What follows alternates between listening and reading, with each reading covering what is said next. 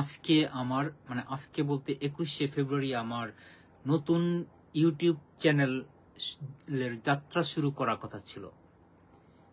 আমি অনেকের সাথে কথা বলেছি, অনেকে আমার সাথে যোগাযোগ করেছেন এই আমার নতুন চ্যানেল নিয়ে। যেহেতু ফেসবুকে একটা স্ট্যাটাস দিয়েছিলাম, নিজেও অনেক নাম রাখার কথা ভেবেছিলাম, সার্চ দিয়ে দেখি এর সবগুলো নামই আছে। আজকে আমাকে প্রায় 10 জন টেলিফোন করেছেন। 10 জন ফোন করে আমার এই ইউটিউব চ্যানেল নিয়ে কথা বলছেন। আমি বললাম বিবেকটা ছিল আমার সন্তান তুল্য।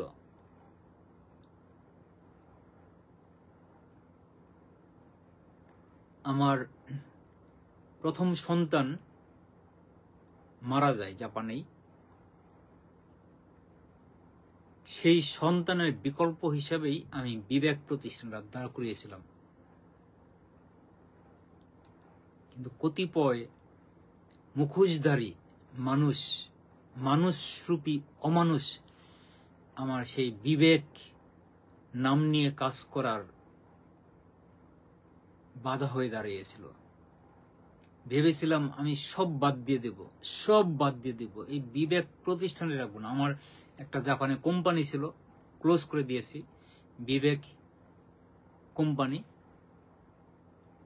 দেশে একটা স্কুল ছিল বিবেক কিন্ডারগার্টেন সূত্রাপুরে, সেটাও ক্লোজ করে দিয়েছি। এই তো গত সপ্তাহে বিবেক বার্তা একটা অনলাইন পোর্টাল চালাতাম। ঢাকায় একজনকে দায়িত্ব দিয়েছিলাম, কারণ জাপানে এত কাজ করে আমি কামলা দিয়ে এত কিছু করা যায় না, তাই একজনকে দায়িত্ব দিয়েছিলাম। সে ফেইলিউর বিট্রে করেছে,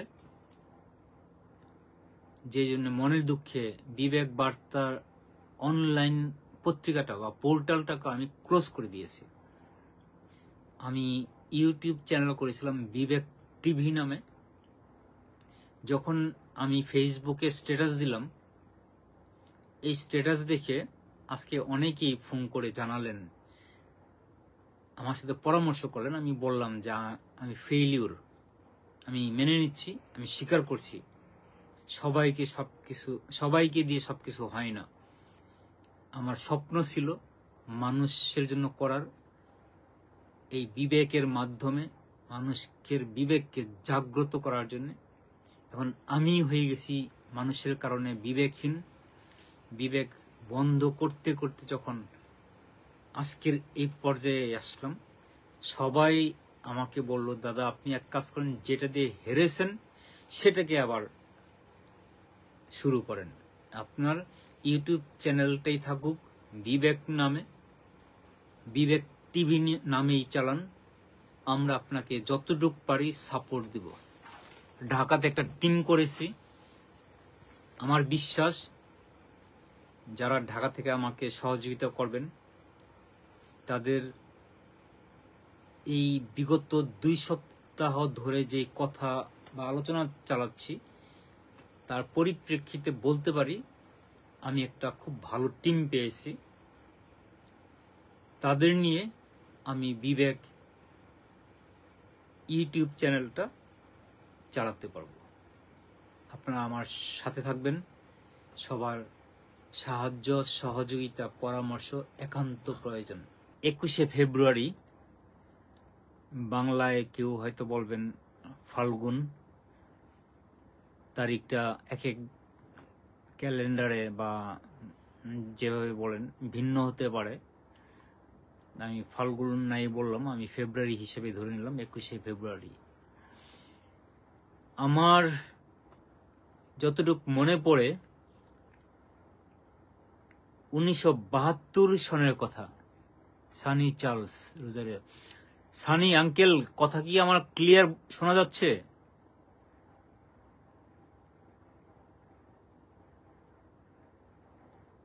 কথা ক্লিয়ার শোনা যাচ্ছে? যারা আমার সাথে আছেন একটু যদি বলতেন। আমি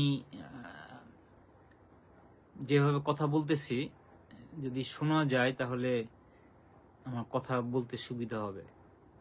ও ক্লিয়ার। শাহিনুল করিম ভাই, হ্যাঁ ধন্যবাদ, আপনি আমার সাথে আছেন। হ্যাঁ, আমি আজকে 21 তারিখ নিয়ে বলছি, 21শে ফেব্রুয়ারি। অন্য কোনো প্রসঙ্গে যাব না, এই ফেব্রুয়ারি নিয়েই বলি। সর্বশেষ আমার নতুন টিভি চ্যানেল নিয়ে কথা বলবো। 1972 সালের কথা। আমি তখন সম্ভবত ক্লাস 3-তে পড়ি। আমাদের স্কুল মাঠে শহীদ মিনার তৈরি করবে পরিকল্পনা হয়েছে। মাটি আর ইটের গাঁথুনি দিয়ে শহীদ মিনার নির্মাণ করা হবে। তা আমরা তো তখন শহীদ মিনার অর্থ বুঝি না। তো বলা হলো খাল, আমাদের গির্জা বা স্কুলের পাশেই ছিল খাল। সেই খাল থেকে আমরা মাথায় করে কাদামাটি নিয়ে এসে স্কুলের মাঠে অর্থাৎ স্কুলের সামনে জড়ো করছিলাম।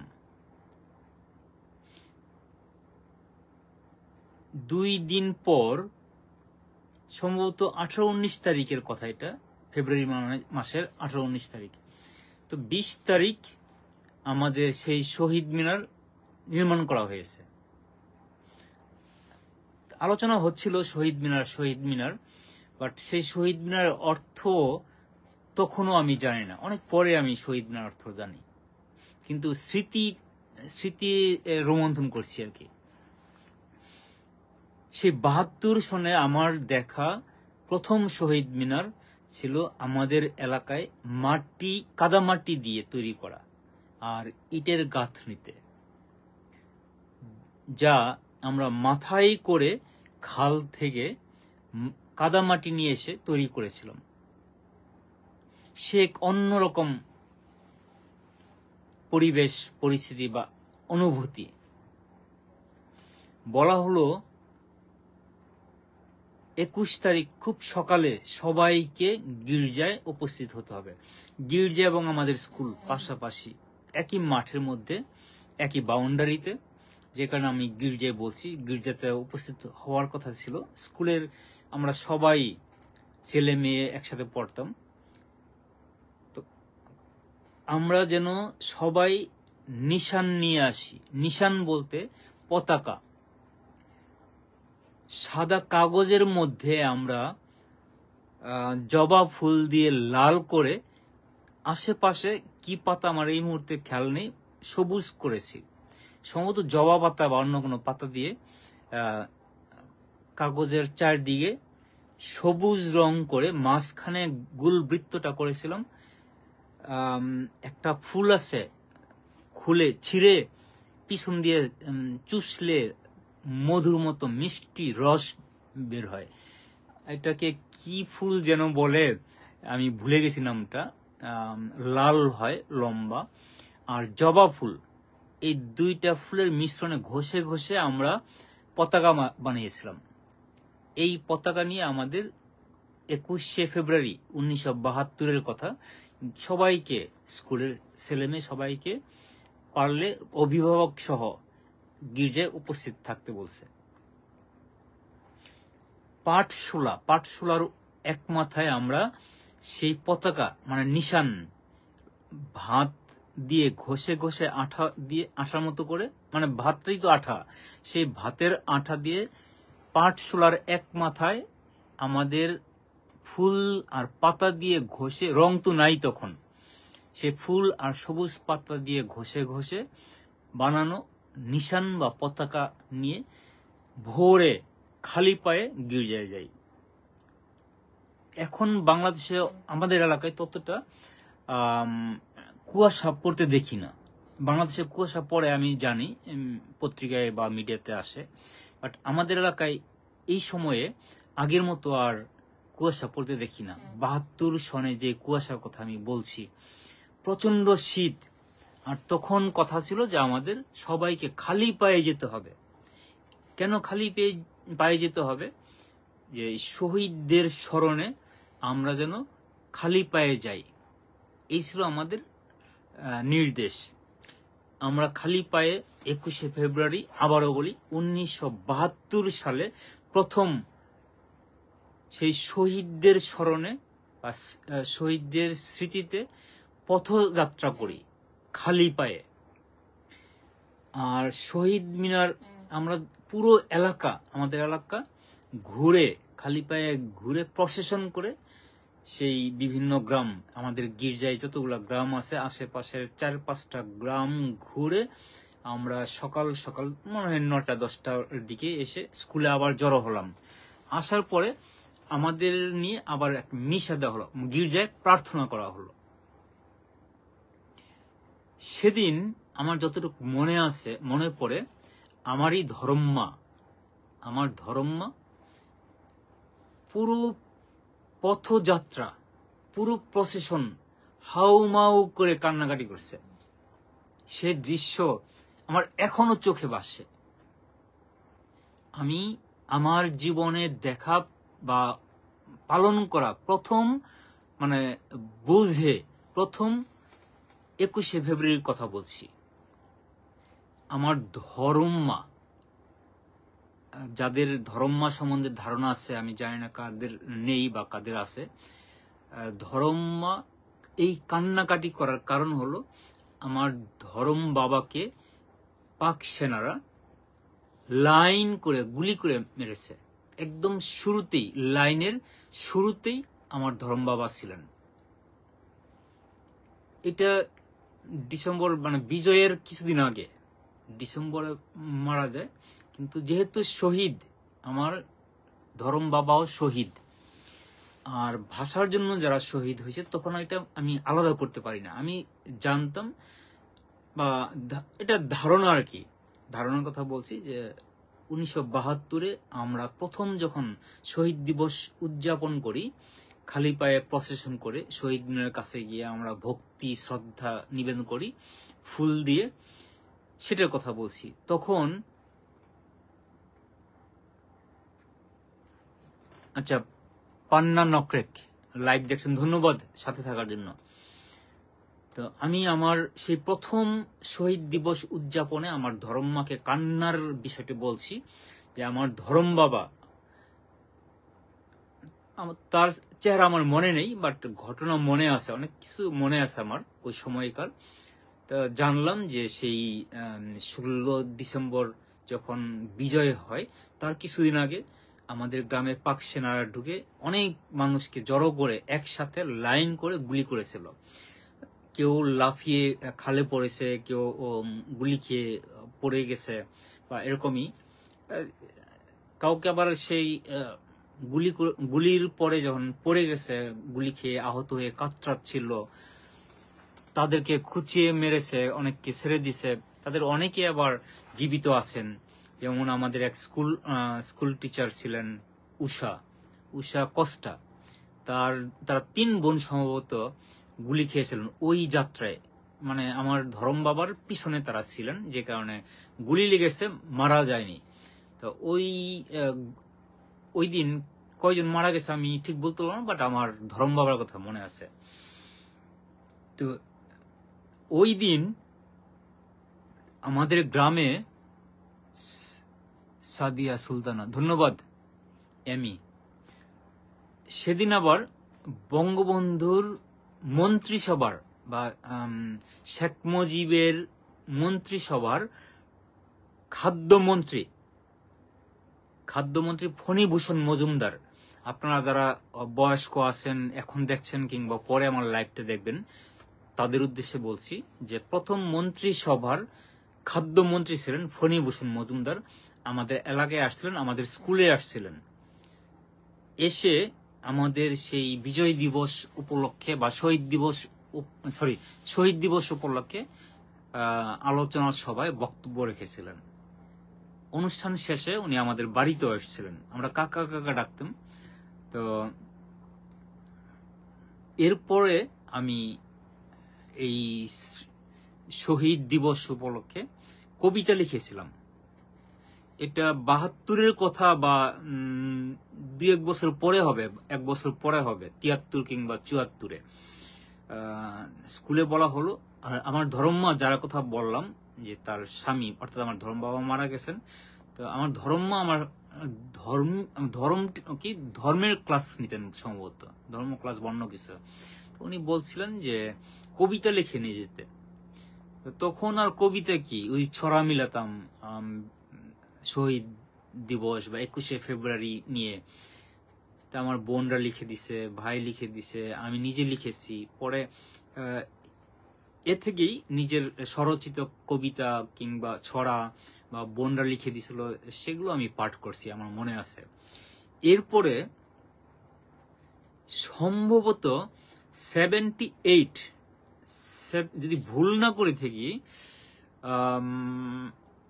78 সম্ভবত ঢাকা আসে। আমার মেজু ভাই গত বছর মারা গেছেন। আমার মেজু ভাই, সে নর্ডেমের ছাত্র ছিল, স্কাউট ছিল, সে স্কাউটিং করত। শহীদ মিনারে তার মানে নর্ডেম কলেজ বা অন্যান্য কলেজের দায়িত্ব ছিল তারা এটাকে সংরক্ষণ করা। কি বলে এটাকে, কি বলে, কেউ যেন বিশৃঙ্খলা না করতে পারে, নিয়ন্ত্রণ করার জন্য। এটাকে আমি সঠিক বাংলায় এই মুহূর্তে বলতে পারতেছি না, এটা আমার ব্যর্থতা, সরি, মাফ করে দিবেন। যে 78-এ এখন যেই মূল বা আমাদের জাতীয় শহীদ মিনার, সেখানে গিয়েছিলাম দেখতে। সবাইকে বলা হলো খালি পায়ে যেতে হবে। বড় ভাই আগে চলে গেছে, মেজু ভাই আর কি, বড় ভাই বলতে আমার মেজু ভাই, আমরা 3 ভাই। আমার একটা ছবিও আছে, গত কিছুদিন আগে আমার ভাই, বড় ভাইয়ের কাছ থেকে নিয়েছি। 72 সনে আমার এলাকার সব মুক্তিযোদ্ধারা, সেই ফণীভূষণ মজুমদার যখন আমাদের এলাকায় স্কুলের শহীদ মিনার উদ্বোধন এবং বক্তব্য দিতে আসছিলেন আলোচনা সভায়, সেখানে আমি তো বললাম যে কবিতা পাঠ করলাম, শহীদ মিনারকে শ্রদ্ধা নিবেদন করছি। এরপরে আর বোধহয় কখনো শহীদ মিনার নিয়ে কখনো কোনো অনুষ্ঠান করেছি কিনা আমার সঠিক মনে পড়ছে না। আর ঢাকায় যখন আসি, আমার মেজু ভাই নর্ডেমের ছাত্র ছিলেন, তখন সেই জাতীয় শহীদ মিনার এটাকে নিয়ন্ত্রণ করার দায়িত্ব ছিল নর্ডেম কলেজের। অন্যান্য কলেজেরও ছিল, ঢাকা কলেজ বা ওই কি বলে ইডেন কলেজ, ইউনিভার্সিটির ছাত্ররা এটাকে সংরক্ষণ করছে বা পাহারা দিছে বা নিয়ন্ত্রণ করছে। ফার্মগেট থেকে খালি পায়ে আমরা শহীদ মিনারে যাই। শহীদ মিনারে গিয়ে ফুল নিবেদন করি, ফুল মানে অর্পণ করি, বা ফুলের মালা, কেউ কেউ শুধু ফুল কিংবা ফুলের রিদ। এটা আমার মনে আছে, এটা 78-এর কথা। এরপরে সম্ভবত 79-র কথা, বা প্রথম যেটা বলছি সেটা বলতে 77-এর কথা। আমি প্রথম জাতীয় শহীদ মিনার যাই। এরপরে 78-এ আমাদের বাংলাদেশে খ্রিস্টান সম্প্রদায় ব্যানার নিয়ে, বিশাল বড় বড় ব্যানার নিয়ে অনেকের সাথে তারা শহীদ মিনারে যায়। আমার স্পষ্ট মনে আছে, প্রথম আমরা যাই ফার্মগেট থেকে, ফার্মগেট ওভারব্রিজের কাছ থেকে বোধহয় সবাই আমরা সেই ব্যানার নিয়ে হাঁটতে হাঁটতে ওই বিজয় কি বলে শহীদ দিবস উপলক্ষে যে গানগুলো আছে, গান গেয়ে গিয়ে আমরা শহীদ মিনারে গিয়েছিলাম। আর তখন এখন তো অনেকে জুতা নিয়ে যায়, ইভেন জুতা নিয়েই আপনার শহীদ মিনারে উঠে যায়, কিন্তু আগে আমরা এত ভক্তি সহকারে শহীদ মিনারে যেতাম যেটা কল্পনার বাইরে। সেই শহীদদের কথা বলে বা শহীদদের স্মরণে লেখা গানগুলো গেয়ে অনেকেই চোখের পানি ফেলছে, অনেকেই কাঁদতো, আমরাও কেঁদেছি। এটা 78-এ আমরা প্রথম মানে কমিউনিটির পক্ষ থেকে, বিভিন্ন সংগঠনের পক্ষ থেকে শহীদ মিনার যাই, ফুল দিই। এটা ছিল আমার তৃতীয়বার মানে শহীদ মিনার নিয়ে আমার স্মৃতি থেকে বলা কথা। এরপরে মজার কথা হলো, এখানে কেউ আছে কিনা জানি না, পরে যারা শুনবেন, আমি আমার মেট্রিক হলো 80-তে, আমি নর্ডেমে ভর্তি হলাম, নর্ডেম কলেজে। আমাদের একটা গ্রুপ ছিল খুব মজার, আমরা সেই মজা করতে করতেই 2-3বার দিনে শহীদ মিনার যেতাম। একবার বড় ভাইদের সাথে, একবার বন্ধু বান্ধবের সাথে। তখন একটা ব্যানার ছিল আমাদের কাছে, কি খ্রিস্টান সোসাইটি বা এরকম কিছু লেখা, বাংলাদেশ খ্রিস্টান সোসাইটি। তো কয়েকজন আমাকে ডেকে পিছন দিকে, তোমরা বাংলা বলো কিভাবে, তুমি খ্রিস্টান আমাকে বলে, মানে বড়দেরও জিজ্ঞেস করতে পারতো, কিন্তু কি মনে করে সে আমাকেই ধরছে, ওই রাস্তার ধারে দাঁড়িয়ে থাকা কিছু লোক 2-3 জন, যে তুমি খ্রিস্টান, আমি বলছি হ্যাঁ খ্রিস্টান। যে তোমরা বাঙালি, আমি বলছি হ্যাঁ বাঙালি। বলছে তোমরা বাংলা বলো কিভাবে। এই যে প্রশ্ন, এই প্রশ্ন আমি এখন পর্যন্ত ভুলতে পারি না। যে জাতীয় স্মৃতিসৌধে যাচ্ছিলাম 21শে ফেব্রুয়ারি উপলক্ষে, মানে শহীদদের স্মৃতি চারণ করে তাদের শ্রদ্ধা নিবেদন করতে, সেদিন আমাকে প্রশ্ন করা হয় আমি বাঙালি কিনা, বাংলা বলি কিভাবে, আমাদের গায়ের রং বাঙালি মানে বাংলাদেশিদের মতো কেন। এই প্রশ্নগুলোর সম্মুখীন হই সম্ভবত 81/82-তে, তখন আমি নরডেমের ছাত্র, 81/82 ফেব্রুয়ারিতে। এরপর 83 এর কথা, 83-তে আমি ফার্মগেট থাকি মণিপুরি পাড়ায়, তেজগাঁ থানার ঠিক পশ্চিম পাশে, আর সংসদ ভবনের পূর্ব পাশে। তখন কিন্তু আজকের এই সংসদ ভবন মানে শুরু হয় নাই, ওই সময়কার কথা বলতেছি। আমরা প্রায় প্রতিদিন সেই সংসদ ভবনের মাঠে গিয়ে খেলতাম, ফুটবল খেলতাম বা দৌড়াদৌড়ি করতাম, মজা করছি অনেক।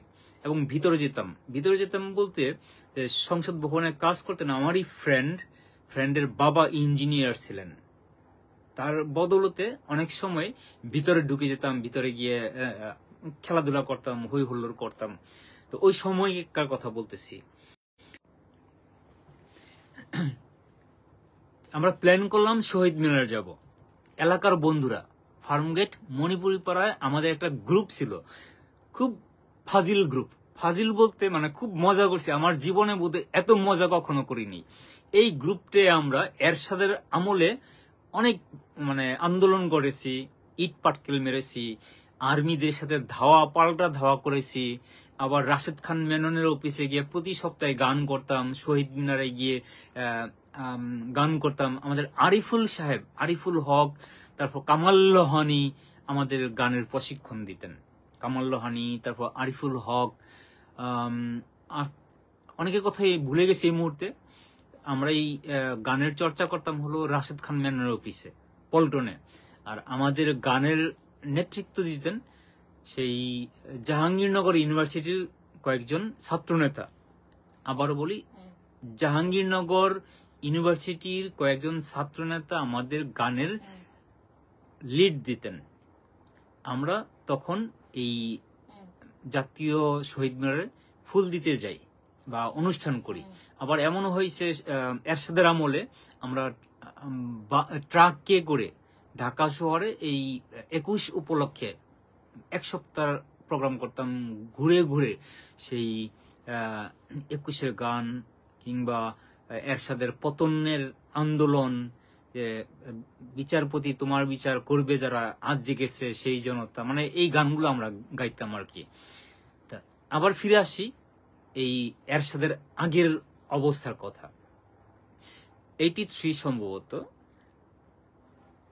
পরিকল্পনা করা হলো যে ফুল নিয়ে যাবে, ফুল পাবো কোথায়। আমাদের ঠিক পাশের ওয়ালে, পাশের বাসা ছিল খ্যাতিমান লেখিকা সেলিনা হোসেনের বাসা। আমরা ছিলাম 99/1। আবারও বলছি, আমাদের ঠিকানা ছিল ফার্মগেট মণিপুরি পাড়া 99/1।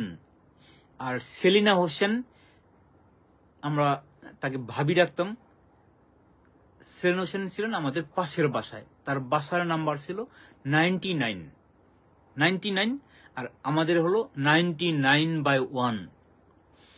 তার 2 মেয়ে, এখন 1 মেয়ে। মেয়েদের সাথে খুব সম্পর্ক ছিল, ভালো সম্পর্ক ছিল। উঠতে বসতে, সকালে বিকালে রাতে, কখনো ঝগড়া, কখনো বিভিন্ন বিষয় নিয়ে কথা হতো। মানে পাশাপাশি বাসা তো, ওরাও স্কুলে পড়তো, আমি কলেজ পড়ি, সম্পর্কটা কেমন হওয়ার কথা জানি না কে কিভাবে নিচ্ছেন, বাট খুব ভালো সম্পর্ক ছিল। সেলিন হোসেনের বাড়ির প্রাঙ্গণে আবার ফুল বাগান ছিল, বাগান ভরা ছিল গেন্দা ফুল, গোলাপ ফুল, আর কি কি যেন আমার ভুলে গেছি। ফুল বাগান করতো তার ছোট মেয়ের নাম হলো, আমরা লারা ডাকতাম। লারাকে আমি আবার যখন ঝগড়া লাগতাম, ও খুব ঝগড়াটে ছিল, আমার সাথে প্রায় ঝগড়া করতো। আর ঝগড়া হলেই মানে সরি টু সে, সত্য কথা, স্মৃতিচারণ 21শে ফেব্রুয়ারির কথা যেহেতু বলছি, মাঝে মধ্যে ওকে লেওরা ডাকতাম। লারা তো ফারিয়া হোসেন লারা, এ সম্ভবত বাংলাদেশের পাইলট ছিল, আপনারা জানেন। আমি অনেক পরে জানছি লারা মারা গেছে, বিমান দুর্ঘটনায় মারা গেছে। লারার সাথে আমার খুব ভালো সম্পর্ক ছিল। তার বড় বোন মুনা সম্ভবত এখন আমেরিকা প্রবাসী, আমেরিকার সাথে আমার ছিল, মানে সরি, মুনার সাথে ছিল বন্ধুত্ব। আর এটা নিয়ে ঝগড়া হতো ফারিয়া হোসেন লারার সাথে। তা প্রসঙ্গটা বললাম এই জন্যে, আমার বন্ধু বান্ধব বলল যে যেহেতু রাতে আমরা শহীদ মিনারে যাব ফুল নিয়ে, এই মুহূর্তে তো ফুল আর কোথাও নেই, আর এখনকার মতো ঢাকা শহরে কিন্তু ফুল বিক্রিও হতো না। প্রথম গেলাম আমরা নরডেমে চলে গেলাম, কারণ বন্ধু বান্ধব জানে যে নরডেমে গেলে আমি পাতালতা বা আগ্রুম ফুল টুল আনতে পারবো। গেলাম, গিয়ে ধরছি আমাদের তখনকার প্রিন্সিপাল ফাদার পিসাটু কে ধরলাম। তা উনি মারা গেছেন, ফাদার পিসাটু আমাকে অনেক আদর করতেন প্রচন্ড। তো ওনাকে বললাম যে ফাদার, আমরা তো শহীদ মিনারে যাব, ফুল দরকার। তো ফুল দরকার আমি কি করব, আমাকে বলতেছেন ফুল দরকার আমি কি করব, নিয়ে যাও তুমি, এভাবে বলে নিয়ে যাও তুমি। মানে ওই আমাদের লাইব্রেরি থেকে কলেজে যেতে মাঝখানে যে রাস্তাটা, চিকন রাস্তা, এখন তো কলেজের চেহারা বদলে গেছে, ইউনিভার্সিটি হয়েছে, পুরো চেহারা বদলে গেছে। আগের কথা বলছি যে ওই আমাদের লাইব্রেরি বা মার্টিন হল বলতো, মার্টিন হল, এটার উপরে ছাত্ররা থাকতো বা লাইব্রেরি ছিল, নিচে একটা বিএটিও হতো, বিশাল বড় হল ছিল। ওখান থেকে কলেজ ভবন যেতে আপনার ছোট্ট একটা রাস্তা ছিল সরু, পাশেই ক্যান্টিন। তো এই ক্যান্টিনের কাছাকাছি পশ্চিম দিকে রাস্তায় দাঁড়িয়ে বলতো, আমি কি করব, আমি কোথেকে ফুল দেবো তোমাকে, যাও তুমি নিয়ে যাও, এভাবে বলতেছে, হাত নেড়ে চেড়ে বলতে, হাসতে হাসতে বলতেছে। তারপর ওখানকার আবার অনেকে আমার আত্মীয় ছিল। আজকে তো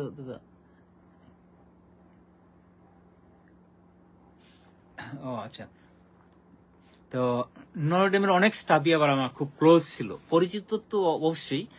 লাইব্রেরিয়ান ছিলেন আমার আত্মীয়, একজন ছিলেন আমার আপন মেসোতো বোনের স্বামী, মানে দুলাভাই বা ভগ্নিপতি। আরেকজন ছিলেন ভাওয়াল খ্রিস্টান যুব সমিতির প্রেসিডেন্ট, এক সময়কার প্রেসিডেন্ট, হেনেসি পিউরিফিকেশন সম্ভবত, যদি ভুল না করি, বাট পিউরিফিকেশন তার আসল মানে আগের নামটা যে কি হেনেসি নাকি, আমি অনেকদিনের ব্যাপার তো ভুলে গেছি। আমিও সেই সংগঠনের জেনারেল সেক্রেটারি ছিলাম। তো ওনারা দুজন লাইব্রেরিয়ান। আর গার্ডের সাথে তো আমাদের প্রায় দেখা হতো, 2 টাকার চা খাওয়াইলে, তখনকার সময় 2 টাকা না, 1 টাকা না 8 আনা ছিল বোধ হয় চায়ের দাম। ডাইকে নিয়ে মাঝে মধ্যে ক্যান্টিনে আমার ঘনিষ্ঠ লোকজন ছিল, গেলেই চা খাওয়াতো। আমি আবার বিড়ি সিগারেট খেতাম না, তো চাটাই খেতাম বা সিঙ্গারা।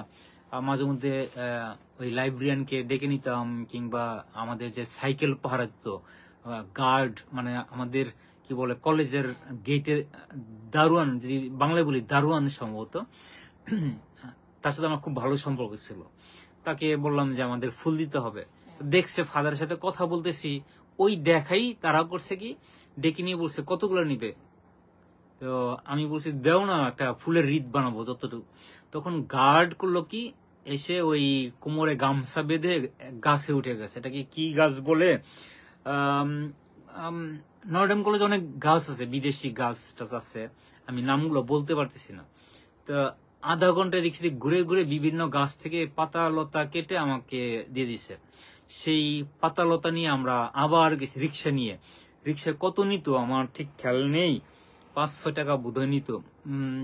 সরি যদি ভুল হয়ে থাকে ক্ষমা চেয়ে নিচ্ছি, এটা 83 কথা, 5-6 টাকা বোধ হয় নরডেম কলেজ থেকে ফার্মগেট ভাড়া নিত বা এরকমই কিছু। তো আমরা রিক্সায় গেলাম ওই হই হই হই হই করতে করতে, আর তখনই দেখি রাস্তা দিয়ে অনেকে ফুল নিয়ে যাচ্ছে বা ফুলের রিত নিয়ে যাচ্ছে, তারা শহীদ মিনার যাবে শ্রদ্ধা নিবেদন করতে। এগুলো দেখে আমরা আরো অনুপ্রাণিত হলাম, সেই রিক্সার মধ্যে হই হই করতে 3-4 ফ্রেন্ড এক রিক্সায়। তা ফার্মগেট গেলাম, মনিপাড়া গিয়ে একজনকে দায়িত্ব দিলাম এগুলো দিয়ে মানে ফুলের রিদ বানাতে। তো কয়েকজন লেগে গেল। একজন আমাকে বলল যে সেলিনা হোসেনের বাগান থেকে ফুল চুরি করতে। মজার ঘটনা, এটা অনেক আগে বলছি, আপনারা যারা শুনতেছেন মানে মিলিয়ে দেখবেন বিষয়টা। সেলিনা হোসেন মানে যেহেতু ভাবি ডাকতাম, সম্পর্কের কারণে আমি নাম ধরে রাখতেছি, তার বাসায় একটা কুকুর ছিল। কুকুরটার নাম যে কি ছিল, টমি না টনি না কি যেন, টনি বা এরকম একটা নাম ছিল কুকুরটার। রাতে যখন সবাই ঘুমিয়ে গেছে, মানে ফারিয়া, লারা, মুনা, তাদের ছোট ভাই ছিল, ভাইয়ের নাম জানি কি, সেলিনা হোসেনের ছোট ছেলের নামটা আমি ভুলে গেছি এই মুহূর্তে, একটু চিন্তা করলে হয়তো হবে। ঘুমিয়ে যাওয়ার পরে আমরা তার গেটে গিয়ে ধাক্কা দিলাম। ওরে বাপরে বাপ, কুকুর ঘাউ ঘাউ ঘাউ ঘাউ করে আসছে, মানে সে কি অবস্থা। তখন আমার এক ফ্রেন্ড বললো বুদ্ধি করে যে পাশেই দোকান, আমাদের বাসার সামনের দোকান থেকে কিছু বিস্কিট নিয়ে আসছে। কি বিস্কিট মনে নেই, কিছু বিস্কিট এনে 1 প্যাকেট সম্ভবত একটা একটা করে কুকুরে দেওয়া শুরু করছে। দূরে কুকুর দৌড়ে গিয়ে এই বিস্কিট খায়, আর এদিকে আমরা 2-3 বদমাইশ সেই সেলিনা হোসেনের বাগানে ঢুকে কিছু ফুল ঘেটাঘেট কেটে নিয়ে আমরা চলে আসছি। মনে আছে এটা, যে নরডেম কলেজ থেকে আনা পাতালতার ফুল, সেই সাথে সেলিনা হোসেনের বাগান থেকে নেয়া চুরি করা ফুল দিয়ে ফুলের রিত বানাইছি। তারপর সেই ফুল নিয়ে আমরা ভোরে একবার শহীদ মিনার যাই। এটা ছিল আমার সবচেয়ে মজা করার, শহীদ মিনারে যাওয়া, মানে শহীদদের শ্রদ্ধা নিবেদন করা। যদিও চুরি করার বয়সটা ছিল ওই চুরি করা দান্দার, মানে একটু রসিকতা বা কি বলে এটাকে, অনেক ধরনের খারাপ ল্যাঙ্গুয়েজ আসছে মুখে, বাট বয়সটা কলেজ জীবনে যেহেতু বুঝেন পড়াশোনা করি, তখন একটু মানে চেহারা ছিল একরকম, মজাও করতাম আরেক রকম, রোমান্স ছিল। আমরা ফার্মগেট থেকে প্রায় 20-25 বন্ধু গেলাম শহীদ মিনারে গিয়ে ফুল দিয়ে সেখানে দেখলাম যে একটু গ্যাঞ্জাম হচ্ছিল। যতটুকু মনে পড়ে আমার, ঠিক বলতে পারতেছি না, এটা হলো ছাত্রদল আর ছাত্রলীগ কিনা, ছাত্রদল আর ছাত্রলীগের মধ্যে গ্যাঞ্জাম হচ্ছিল মনে হয়, দৌড়াদৌড়ি। হ্যাঁ, তো সেখানে গিয়ে কিছু মজা করলাম। এরপর দুপুরের দিকে বাসায় গেলাম, বাসায় গিয়ে দিলাম ঘুম। এটা হলো 21শে ফেব্রুয়ারির কাহিনী। আরেকবার গেলাম রাতে, কারণ শহীদ মিনারে যাওয়া মানেই হলো রাতে যাওয়া, এটা একটা অন্যরকম আনন্দ ছিল। আমরা গেলাম শহীদ মিনারে, তখন 12টা বাজে নেই। ছবি টানাবে, কার ছবি আগে দিবে, উপরে দিবে। এক গ্রুপ গিয়ে বঙ্গবন্ধুর ছবি দেয়, এক গ্রুপ গিয়ে জিয়াউর রহমানের ছবি দেয়। এরপর মীমাংসা হয়, মীমাংসা হওয়ার পরে বোধহয় তৃতীয় কারো ছবি দিছে। দেওয়ার পরে আমরা সেখানে গিয়ে মজাটা, তখন তো মজা করার সময়, জগন্নাথ হলে গেলাম, মারা গেছে বোধহয় যে পাগলা শহীদ বলতো, শহীদ মানে সবসময় গেলেই বলতো আরে দাদা আসছেন। আমি তখন ইউনিভার্সিটির স্টুডেন্ট না, কিন্তু হলে বা টিএসসিতে খুব মাস্তি মারতাম আর কি। আমার আড্ডাই ছিল ওই টিএসসি কিংবা শহীদ মিনার ওই এলাকায়, প্রায়ই যেতাম। আর শহীদদের সাথে আমার খুব ভালো সম্পর্ক ছিল। শহীদ ভাই আমার জুনিয়র না সিনিয়র আমি বলতে পারবো না, বাট আমরা প্রায় সমসাময়িক। গেলেই বলতো যে একটা গোল্ড লিপ সিগারেট দেন, মানে এটা তার চাওয়ার, একটা গোল্ড লিপ সিগারেট দেন বলতো। তো গেলাম, রাতে দেখা। আমার বললো যে দাদা আপনি এই সময় এখানে কেন, আজকে গ্যাঞ্জাম হবে, চলে যান।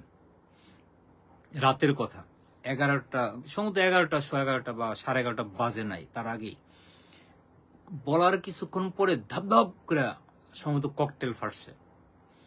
ককটেল ফাটলে তখন তো ককটেল বোঝেনি, ধাপ করে যখন শহীদ মিনার আশেপাশে ককটেল ফুটলো, দৌড়াদৌড়ি ছোটাছুটি হলো, এই পরিমরি করে দিলাম দৌড়। এরপর জগন্নাথ হল মাঠে আমরা এসে লুকালাম। তখন বোধহয় ওই পূর্বাসের ওয়ালটা ছিল না, ওয়ালটা থাকলেও ভাঙ্গা। আমার যতটুকু মনে পড়তেছে, অনেক আগের কথা তো, একটা সরু ড্রেনের মতো ছিল। জগন্নাথ হলের পাশে যে মাঠের পাশে রাস্তা, পূর্ব দিকে এই মাঠ এবং রাস্তার পাশে সম্ভবত একটা ড্রেনের মতো ছিল। আমরা লাফিয়ে গিয়ে ড্রেনে পড়লাম। আর আমাদের সামনে দেখি, তখন আমাদের সামনে থেকে এক লোক ধাপ করে গুলি করতেছে। মানে সে কি অবস্থা, আনন্দ করব না ভয় পাবো, মিশ্র প্রতিক্রিয়ায় ওখানেই আমরা গড়াগড়ি যাচ্ছিলাম। তো যে গুলি করতেছে, গুলি করার পর যেমন আমাদের ওই ধরে, আমাদের সাথে কোনো সম্পর্ক নেই, বাট আমাদের ধরে মনে হলো যে সে একটু সেফ সাইডে থাকতে চাইলো। আমরা ছিলাম 10-12 জন, আরো অনেক লোক ছিল, মানে ওই অনেকে সে লুকাচ্ছিল। আর ওই আমাদের ভিতর থেকে গুলিটা যখন ছুটলো, তখন কি অবস্থা হতে পারে। আমরা, যে ছেলেটা গুলি করছে, ওই গুলি করার পরে আবার আমাদের মধ্যে বসে আছে, আমরা চুপচাপ সেই ট্রেনে বসে আছি। এটা হলো 21 তারিখ। তখন তো ঘড়ির কাটায় সম্ভবত 12টা বেজে গেছে, তার মানে 21-এর প্রথম প্রহর। রাষ্ট্রীয় প্রধান যারা বা দলীয় প্রধানেরা একের পর এক আসছে যাচ্ছে, বা ওই হুইসেল বাজতে, মিছিল, একদিকে ছাত্রদল একদিকে ছাত্রলীগ মিছিল করতেছে, স্লোগান দিচ্ছে। এটা একটা 21শে ফেব্রুয়ারি। আরেক ঘটনা, এটা হলো এরশাদ ক্ষমতায় আসার কিছুদিন পরে আমরা গেলাম। আপনি জানেন যে কয়েকজন এরশাদের দলে ছাত্রনেতা যোগ দিছে তখন জগন্নাথ কলেজের। আমাদেরকে ডেকে ফার্মগেট ব্রিজের ঠিক পশ্চিম পাশে, ব্রিজ থেকে মানে ওই দক্ষিণ পশ্চিম যে সিঁড়িটা, ওদিকের সাথেই একটা খোলা জায়গা ছিল। এখন ওই যে হোটেল মার্কেট টার্কেট হয়েছে, তো এখন হোটেল ছিল একটা। হোটেলে আমরা তখন তান্দুরি রুটি চা খেতাম। এরশাদের দলে যারা যোগ দিল, একদম প্রথম শ্রেণীর নেতা, এরা আসলো আমাদের সাথে কথা বলতে। এসে আমাকেই ধরলো প্রথম, আমি আমার বন্ধু বান্ধব নিয়ে গেলাম। তো বুঝালো যে সরকারও পরিবর্তন হয়েছে, দেশের এই হবে সেই হবে, কিন্তু আমাদের ভিতরে তো তখন অন্য কথা। আমরা যাই শুনি যাই বলি, হয়তো ওই কখনো স্লোগান দেই তাদের দলে থেকে, কিংবা আনন্দ করার জন্য একটা কিছু হবে, আমাদের হাতে আবার সেই যন্ত্র দেয় অনেক সময়। এই ধরনের ঘটনা ঘটছে। তা আমাদের বললো যে আমাদের খরচ দেওয়া হবে, কিছু ছেলে পেলে নিয়ে যেতে হবে শহীদ মিনারে। গেলাম। আমাদের মিজান চৌধুরী, আপনারা জানেন, মিজান চৌধুরী বোধহয় এরশাদের আমলে উপপ্রধানমন্ত্রী না প্রধানমন্ত্রী ছিল, আমি ঠিক ভুলে গেছি। এটা নিয়ে আবার স্টাডি করতে হবে খোঁজার জন্য। তো শহীদ মিনারে ফুল নিয়ে গেছেন মিজান চৌধুরী, আমরা তার পিছে পিছে। মানে শহীদ মিনার ফুল দিয়ে ঘুরতে পারে না, এই হামলা শুরু হয়ে গেল। টানাটানি, ধাক্কাধাক্কি, একদিক থেকে ধাক্কা দেয় আরেক দিকে যায়, আরেক দিক ধাক্কা দেয় আরেক দিকে যায়। তার মধ্যে শুরু হলো ককটেল মারা। দেখলাম আমাদের সামনে, আমি ঠিক মিজান চৌধুরীর সামনেই ছিলাম, মানে আমরা তাকে ব্যারিকেড দিয়ে রাখছিলাম। আমরা 20-50 জনের মতো হব, ছাত্রনেতা বা আমরা ছিলাম। আমাকে যেহেতু ওরা গুরুত্ব দিচ্ছে, আমিও তাদের সাথে ছিলাম। টানা হেঁচড়া করে মিজান চৌধুরীর সাদা পাঞ্জাবি, আয়রন করা পাঞ্জাবি ছিঁড়ে ফেলছে। আমরা তাকে কোনোভাবে ধরে রাস্তার কাছাকাছি নিয়ে আসি। তারপর আমার যারা ঘনিষ্ঠ, আমাকে যারা পছন্দ করতো বলছে, প্লাসিদ ভাই এখন আর থাকা ঠিক হবে না, চলেন চলে যাই। এই যেমন মিজান চৌধুরীর জন্য গাড়ি আসলো, সম্ভবত ওনাকে গাড়িতে তুলে দেওয়া হয়েছে, ওই জায়গাটা আমি বলতে পারবো না। আমরা অন্যদিকে চলে গেছি, জগন্নাথ হলের ভিতর দিকে চলে গেছি, ওখান থেকে আমরা রিক্সা নিয়ে ফার্মগেট চলে যাই। আর তখন তো রাস্তাঘাট ম্যাক্সিমামই বন্ধ থাকতো, অনেক ঘুরে ঘুরে তারপর যেতে হতো। এই ভোরে গিয়ে আমরা ফার্মগেট মণিপুরায় পৌঁছলাম। এটা হলো আমার জীবনে আরেকটা অভিজ্ঞতা, সেই 21শে ফেব্রুয়ারি উদযাপন করার। তো বললাম এই জন্যে, এখন আমাদের রাত বাজে 2টা, ঢাকায় 2টা বাজে নয়, 10 মিনিট বাকি। ঢাকাতে 11:15 প্রায়, আমাদের 3 ঘন্টা পরে যেহেতু, আর 1 ঘন্টা বা সোয়া ঘন্টা পরে ঢাকা শহরে সেই জাতীয় শহীদ মিনারে আমাদের জাতীয় নেতারা হয়তো ফুল দিয়ে শ্রদ্ধা জানাবেন বা শ্রদ্ধা নিবেদন করবেন। আমি গত পরশুদিন আগে দেখলাম, গতকালই তো সম্ভবত ফেসবুকে দেখলাম যে রাষ্ট্রপতিকে শহীদ মিনারে যেতে বারণ করা হয়েছে।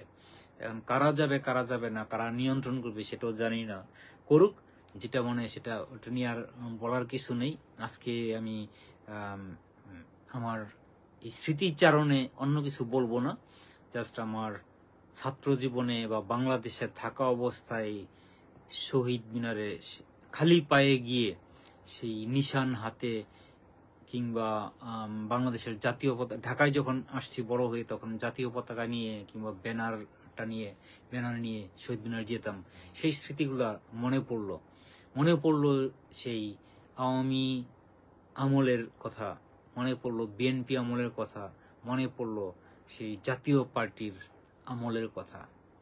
অনেক সরকার এলো গেল, অনেক কিছু হলো দেশের, কিন্তু আমাদের বাংলা ভাষা আর ভাষার মর্যাদা সঠিকভাবে পায়নি আমি মনে করি। তা না হলে আজকে 2024 শেষে কেন সেই আন্দোলন হবে সরকার পতনের?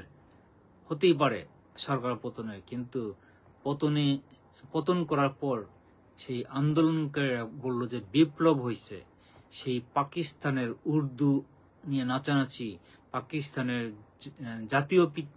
জাতির পিতা কিংবা নেতাকে নিয়ে তারা অনুষ্ঠান করে, বাংলা ভাষাকে আগের মতো সেই 52তে যে আমাদের শহীদরা, আমাদের বীর সন্তানেরা শহীদ হয়েছিল, তাদেরকে অবমাননা করার জন্য আজকের দিনের বীরেরা, যারা নিজেদের বীর বলছে, শহীদ বলছে, লাঠি খেয়ে ইটের আঘাতে মারা যায়, তারা যদি বীর শহীদ হয়ে যায়, আর নিজেদেরকে এইভাবে শহীদ বলতে গিয়ে আমাদের অরিজিনাল শহীদদের অবমাননা করছে, সেই 21শে ফেব্রুয়ারি দিবসটাকে অবমাননা করছে। সুতরাং দুঃখের কারণে এর বেশি আর কিছু বলছি না। ইচ্ছা ছিল, কিন্তু আমার মনে হয় যে আজকের দিনে অন্য কিছু আর বলা ঠিক হবে না। জাস্ট আমি আমার জীবনের সেই প্রথম শহীদ দিবস উদযাপন থেকে এই পর্যন্ত উদযাপনের কথাই বললাম। আগামীকাল মানে যেহেতু আজকে 21 তারিখ, দিন হলে বা সকাল হলে আমরা যাব টোকিওতে, সেই যেখানে আমাদের বাঙালিদের সবচেয়ে বড় আয়োজন হয় বৈশাখী মেলা। সেই বৈশাখী মেলার মাঠেই নির্মাণ করা হয়েছে শহীদ মিনার। সেই শহীদ মিনারে যাব দেখতে। ফুল দিতে হবে এমন না, হয়তো নানান জনের ভিড়ে বা অনেকের অনেক কটু কথার কারণে আমার ইচ্ছাটা নষ্ট হয়ে যাবে, অলরেডি নষ্ট হয়ে গেছে। তারপরও যাব দেখতে কে কিভাবে সেই টোকিওতে শহীদদের স্মৃতিচারণ করে, শহীদদের স্মরণ করে, শহীদদের শ্রদ্ধা নিবেদন করে, টোকিওতে সেই শহীদ মিনারের সম্মান কিভাবে তারা রাখে, এটি দেখতে যাব আগামী কয়েক ঘন্টা পরে। সবাই কষ্ট করে আমার বক্তব্য শুনেছেন, যারা শুনবেন সবাইকেই ধন্যবাদ। সবশেষে যে কথাটা বলতে যাচ্ছি,